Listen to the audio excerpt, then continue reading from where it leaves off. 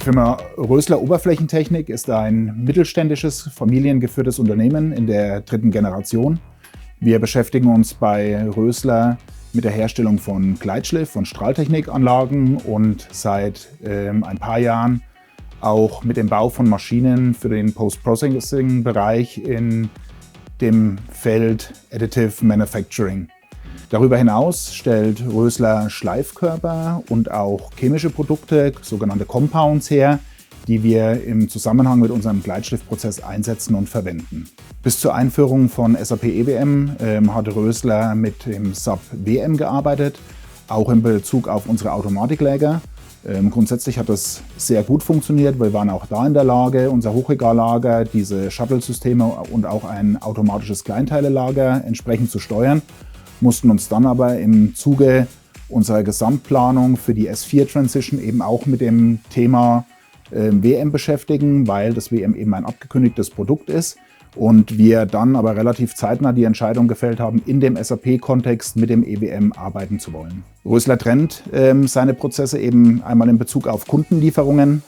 Da sieht es so aus, dass wir am Tag ungefähr 300 Lieferungen oder 300 Pick-Positionen für Kunden machen, insbesondere für unsere Verfahrensmittel, Schleifkörper und Compounds. Und aus den unterschiedlichen Lagertypen, eben wieder Hochregallager, Autostore und auch die manuellen Läger, machen wir ungefähr 700 Picks, die wir an die Produktionsversorgungsbereiche in unseren Montageabteilungen bringen. Im Vergleich zum AKL können wir da in derselben Zeit ungefähr 3-mal mehr Picks leisten.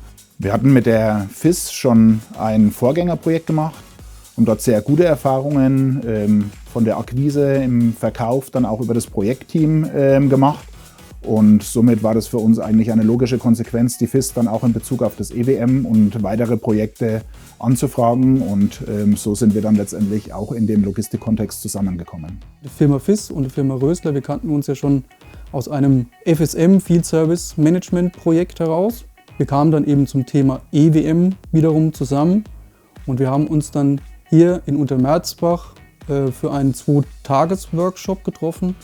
Wir haben uns die Prozesse, das Lager dann eben tatsächlich vor Ort angeschaut, haben uns die Prozesse weiter vor Augen geführt. Ganz spezielle Herausforderung war dann nochmal das Thema Produktionsversorgung.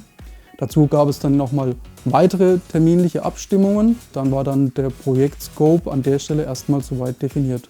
Als wir 2023 die ersten Gespräche mit der FIS zu dem Thema EWM gesucht haben, war eigentlich von Anfang an klar, dass wir im Minimum unseren Status quo, also alles das, was wir heute tun wollen, wieder erreichen müssen, weil bei uns eben viele Prozesse einmal ausgangsseitig zum Kunden, aber auch in die Produktionsversorgung mit dranhängen. Also das war die ganz klare Forderung auch an die FIS. Und dann sind wir im 3. Quartal 2024 in die Umsetzung gegangen.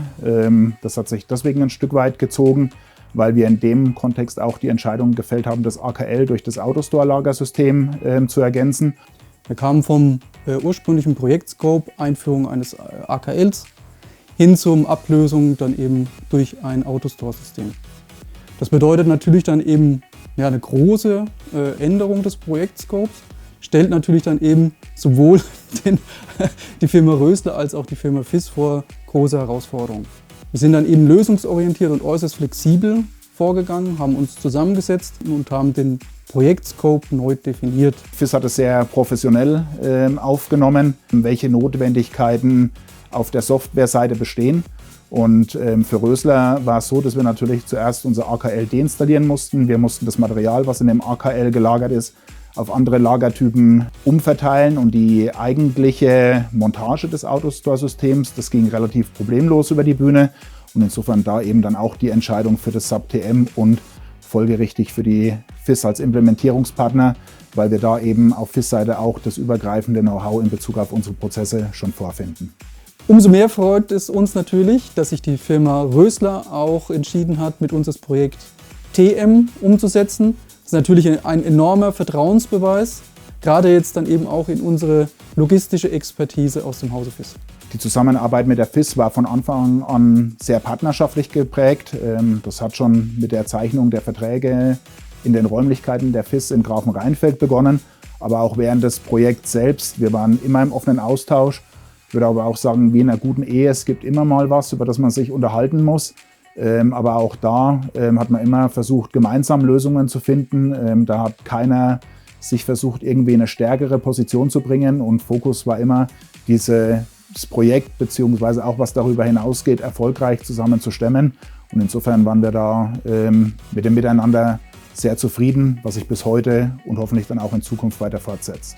Die Zusammenarbeit mit dem Projektteam aus dem Hause Rösler und dem Projektteam aus dem Hause FIS war in jeder Projektphase sehr eng, sehr partnerschaftlich und immer auf Augenhöhe. Auch für die Zukunft und auch S4 wird Rösler in Zukunft wieder dabei helfen, nochmal anders, agiler am Markt zu sein. Und deswegen sind das notwendige Schritte, die wir da einfach gehen, die im Moment vielleicht auch mal wehtun, aber einfach unerlässlich sind, um Rösler auf Dauer als attraktiven Hersteller unserer Produkte am Markt zu platzieren. Sehr authentisch, sehr flüssig, sehr informell, alles auf den Punkt gebracht. Hätte ich heute Nacht doch schlafen können.